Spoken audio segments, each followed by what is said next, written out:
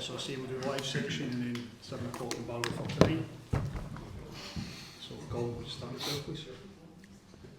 James, what gives you the confidence you and your teammates can come around this situation you find yourselves in at the moment? Obviously, we had a bad performance and a bad result against Kilmarnock, and then we really bounced back with a midweek game in Europe with a good performance and a good result. So we know as a team that we have the performance levels there, but it's about just being consistent and delivering that performance and obviously results in every single game.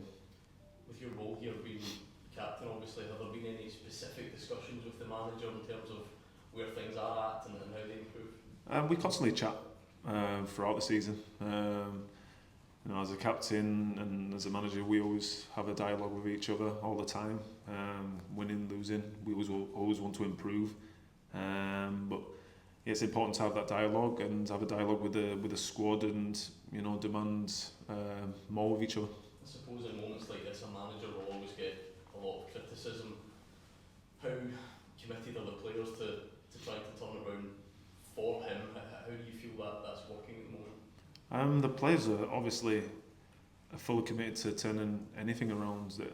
The lads want to win games.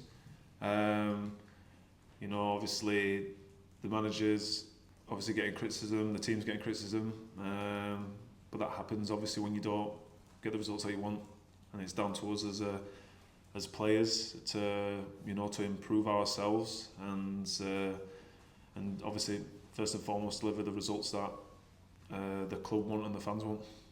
James, the manager's been taking a lot of stick over the last few days, especially since the game at Tavernier, but do the players have to take a big share of the blame as well for the performance? Well, it's us that are on the pitch, so we're in it together collectively as one team. We all put our hands up and be responsible for when the results are going bad and results are going good. It's a collective team performance, and it's not just the starting 11, it's the full squad. It's down to us to improve each other, to demand each other, and to get what we want out of this season. And we just got to continue to do that. You've been here for a long time, James, so plenty of highs and lows. Given the fact that the club are in third place at the start of November, 9 points behind Aberdeen and Celtic, is this one of the toughest places you've been in since you've been here, and how do you get yourself out of these situations when the form does dip so drastically? Yeah, it's obviously not the spot that we want to be in this stage of the season, but as at this stage of the season, it's still very early in the season, so there's a lot of games to play. Obviously it's important this weekend in the Cup that we try and get ourselves into the final. That's obviously the first competition that you can obviously get your hands on, so it's very important for us to get into the final and obviously try and retain the trophy, so that's our aim.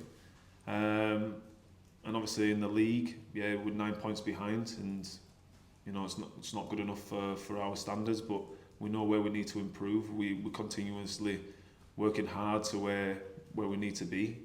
But in football, obviously you can't continue to dwell in the past, because the games come thick and fast, and you need to reapply yourself and go out there and get the results. The manager said on Wednesday night. How hard is it to hear the criticism, and how do you react to it? It's part of the parcel of football, you've got to get praise, you've got to get criticism. It's part of the parcel of football, and it's the way how you have to deal with it. And we, like I said before, we obviously had the same situation against Kilmarnock when we dropped points, and with the performance that we put in, and then we responded really well. But it's about we responded really well, but keeping that performance levels and the results where we want it to be. So it's just us being consistent, and smaller, finer details in the game where we need to be more clinical when we go forward. We need to be more clinical defending as a team. It's small things, but they all add up. So we need to really concentrate on them small things.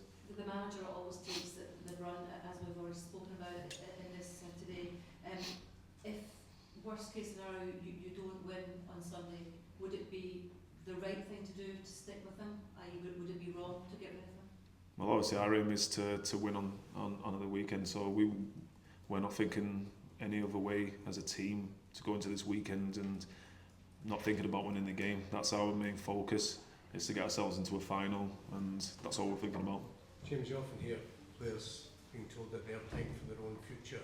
Do you feel you're in a situation now that the players are playing for the manager's future? I think everyone plays for everyone's future in every single game. You know, you start the season off, you have ambitions, you have targets where you want to be, and you're training every single day to get to those targets. You're playing every single game to get to those targets. So you're always playing for a future. But you know, as a club like Rangers, you have to win things, and that's the demand that this club has, and us as a team have to back that up. You saw the supporters' anger at Motherwell not for the first time this season. Do you understand their anger? Yeah, I totally understand the frustrations, because ultimately they want to see us win games. You know, there's frustration among ourselves. We never want to go to a place and drop any points and obviously lose games. So you can understand the frustration.